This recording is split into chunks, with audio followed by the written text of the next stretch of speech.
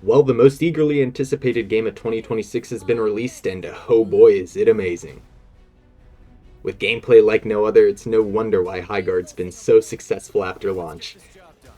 Many games could learn a thing or two. Okay, but seriously though, Highguard released just a couple days ago to basically immediate hate, which was just about what was expected considering the lead up to the release. I mean, starting with the reveal at the Game Awards, opening with the developers of Titanfall and Apex Legends was never going to go over well unless you were going to reveal Titanfall 3. But if that wasn't bad enough, Jeff Keighley decides to go on to say, After you see this trailer, I think you're going to want to as well. Welcome to Highguard. Into lands uncharted.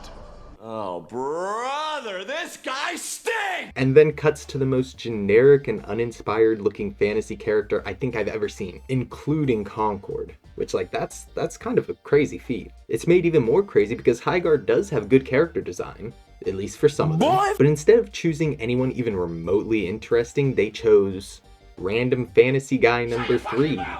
Amazing. Well, AI looking intro aside, maybe people on the internet are excited. Oh. Real quick, a like and a sub would go a long way. I'd appreciate if you could help me get to 1K. We're very close. They're really banking on that for the bakers, huh? Alright, back to the video. And that was basically it, all the way from the Game Awards on December 11th to the 26th of January. Although Jeff would tweet out that he'll be accepting apologies after Highguard's release. So, was he right? Did we, yes we, have to apologize to Jeff? No. The game started off strong, almost 100,000 players, but considering the reviews... I mean, if we're being real though, a lot of these reviews seem quite biased and not really engaging with the game in good faith. But there were also a lot of people leaving well-articulated and thought-out reviews as well, so it's kind of hard to get a grasp of how people are feeling. Look, let me just say this, I actually like Highguard, asterisks, but there are major critical issues that will take so much time that I think the game most likely won't even make it. We've seen time and time again with live services in this day and age, if you don't start off successful, it's basically a wrap. That's something you have to give Concord credit for. The executives at least made their ambitions clear. They shut the game down just 2 weeks after release because they knew it was never going to have that Fortnite-like success. And no, I'm not just randomly bringing up Fortnite like Mr. Petty. I actually have class. I mention it because Fortnite's the game the executives are looking to replicate. Or rather, I guess it'd be more accurate to say Fortnite's financial success is what they're looking to replicate. And that's why when the game came out and the corpo executives saw the numbers, they pulled the plug quickly. While both Concord and Highguard share a sense of genericness, I do think that the developers of Highguard at least want this game to work. They even apparently have a year of content being developed. So the way our post-launch plan is broken up is what we call episodes.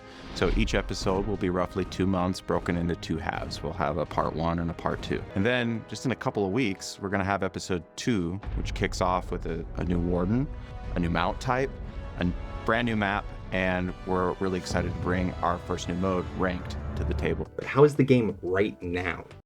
Well, on release it already wasn't going well. I don't know if it was due to the fact that there were more players than expected or what, but server issues plagued the first couple of hours after release. Hey, still better than Destiny servers. Know your fucking place, trash. Fucking robots. The game forces you to complete their tutorial, which is like painfully simple. Unfortunately, some people got soft locked here because of the server issues, so unfortunately, that's where their Highguard journey ended. Right? Bro, that's me as fuck. But for those fortunate souls who were able to complete the tutorial and hop into a game, they got to experience what I can only describe as a generational experience. I've been avoiding describing the gameplay, and yes, that was intentional. You see, Highguard is kinda like every other shooter you've ever played. Like seriously, every other shooter you've ever played combined into one monstrous amalgamation. I think it's best to let the developers describe the game. This isn't a survival game. It's not a base building game. It's what we call a PvP raid shooter. Okay, so a PvP raid shooter. I can't say I've heard of it before, but yeah, that's accurate enough. As we were playing survival shooters, one aspect of that genre that really caught our attention was base raiding. The bases are genuinely quite fun as small PvP maps, and I actually think this is the part that Highguard does really well. Fighting in these enclosed and tight spaces while also having abilities to manage and think about, it all takes me back to Apex Legends Arena, which I loved, especially the ranked mode. Personally, I thought it was more fun than the Battle Royale. So if the base rating, which is, at least according to the developers, the focal point of the game is fun, then what's the issue? Basically everything else, unfortunately. I mean, overall, there's just not enough content. Not enough maps, not enough characters, and definitely not enough weapons. To Highguard's credit, once again, they have committed to adding more, including in just a couple weeks, but if we're being honest here, I don't know if the game has a couple more weeks. The content isn't the only thing that feels a bit empty. One of, if not the major criticism, has been the size of the map. Even more so because the base game is 3v3. The map is the size of Latvia, but you only have 3 players, so most of your time is spent running around the map looking for something to kill. Each game is supposed to work like this. You spawn in, reinforce your walls, farm crystals and loot boxes to gear up, the shield breaker's location is revealed and everyone starts to move towards it. One of the team claims the shield breaker and needs to take it to the opposing team's base and use it to destroy their shield, which will then start the final phase, the base raiding. I know, tons of steps. But we're going to move through this step by step because some parts are definitely done better than others. Once you spawn in, you can change your loadout, but if we're being honest, you're probably going to use the same loadout over and over again. They managed to remember your loadout from game to game, so that's convenient, I guess. Hopefully once they add more weapons and heroes, the hero and weapon synergy might stand out a bit more, but right now you can just basically run and gun. So after you try out all the weapons, you'll settle into a singular loadout because the gunfights matter a lot more than the abilities do. As far as building up your base defenses, I've seen a lot of people compare this to Rainbow Six Siege, and to be honest, that's a lazy but I guess accurate way to describe it. You can reinforce walls or destroy them, but other than that, I mean, that's basically as far as it goes. The base layouts are all different, which we will talk about more in depth nearing the end, but at least the variety in the bases adds some amount of depth to the site setup phase, if that's really what you want to call it. After you build your walls, you're finally let out of your cage into the vast open world. And when I say vast, I do mean vast. The map where the match occurs separate the team's bases and are really big. In fact, so big that, like I said before, the major criticism of the game so far is just how empty the matches feel. To the developers' credit, they did update the game to have a 5v5 mode, although I don't know how much that's really been doing to win people back. And if you want my unpopular opinion, people are wrong about the maps being too big. Kind of. During the gear up phase, people complain that the map is too large, so fights really never break out, but I'd argue that's kind of the point. It literally says gear up at the top of the screen. You're not meant to be fighting, you're meant to be looting. Which brings me to arguably the worst aspect of Highguard, and it's the fact your loot doesn't really mean shit. Like, everybody finds the same gear everywhere, and the vendor Vander over here sells you the same shit you can find lying around, so there's no point to really continue looting once you find the upgrade to the weapons that you already want. So I guess we're all disappointed. And because the loot is so largely devalued to the point of being damn near useless, you have people looking for other ways to entertain themselves, which is why they end up asking for more fighting during this phase. I think if they included multiple rarities of weapons that were able to be found, people would actually care to go around looting and not just looking for a gunfight. I mean, the gear up phase lacks content in general, if we're being honest. Not enough gadgets, not enough weapons, and not enough pendants or augments or whatever they're even called. The point is, there's just isn't enough there to be interested in looting. And some people might say that's unfair considering the size of the studio, but I'm just being realistic in this day and age where there are so many live service games, it's so extremely hard to stick around. You talking to me?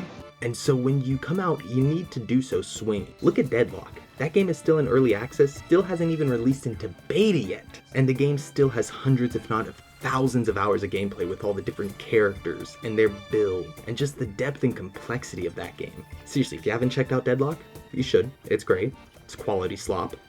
The truth of the matter is, when it comes to live service games, you need to have a plentiful amount of content, even if you are a smaller development studio.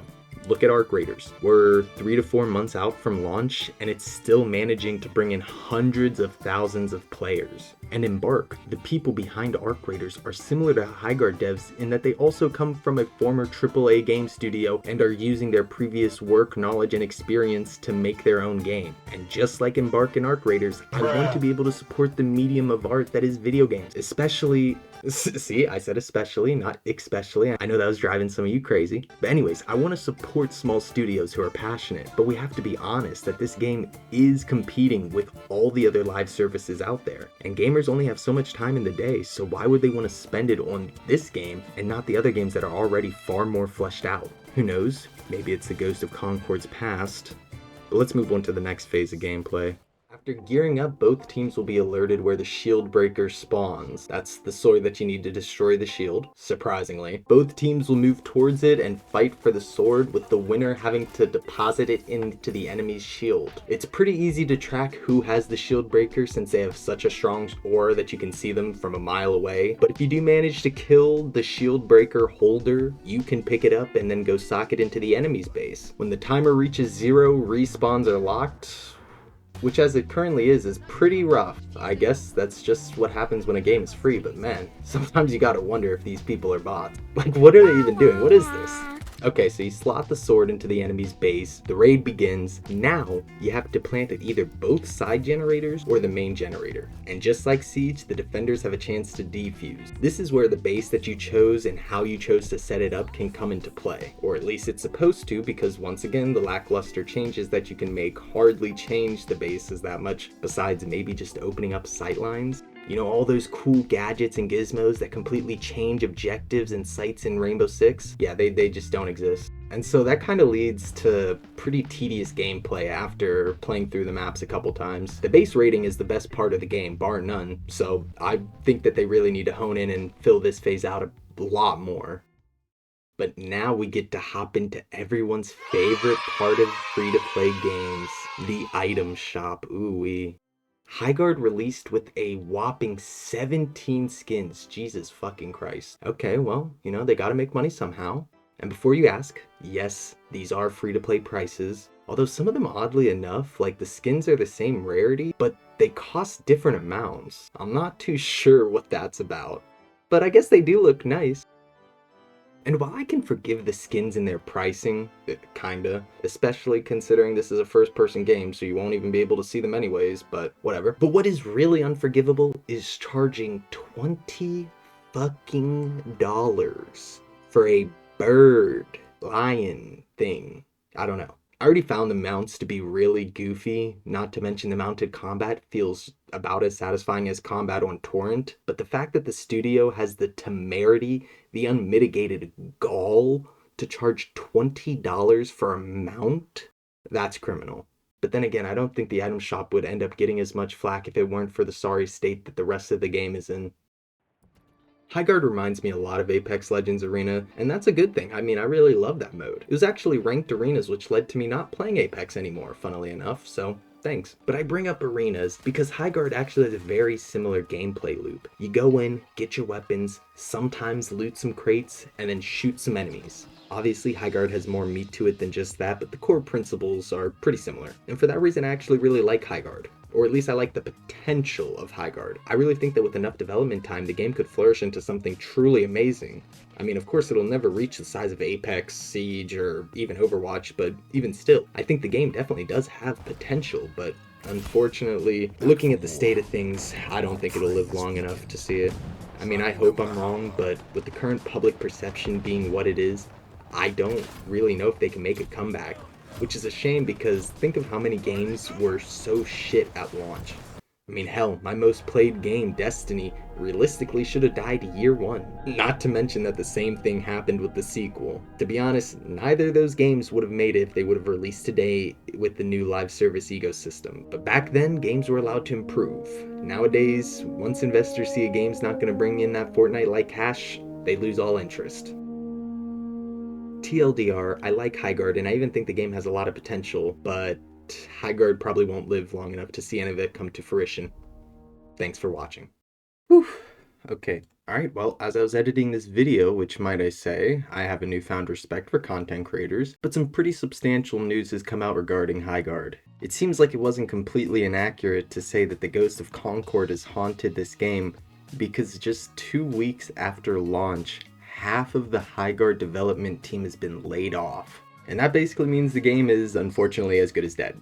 I mean, shit, if they couldn't do it with what they had before, I don't understand how they'll be able to do it with half of that now. You know, and even if Highguard wasn't revealed as the finale of the Game Awards, it still probably would have failed, but there's no doubt that the public perception led to somewhat of a self-fulfilling prophecy, which only expedited its failure. I mean, you hate to see any game shut down, but hey, such is life. Once again, a like and comment would be greatly appreciated, and hit that subscribe button and bell because I'll be going live here on YouTube. Other than that, have a good day, and peace, people.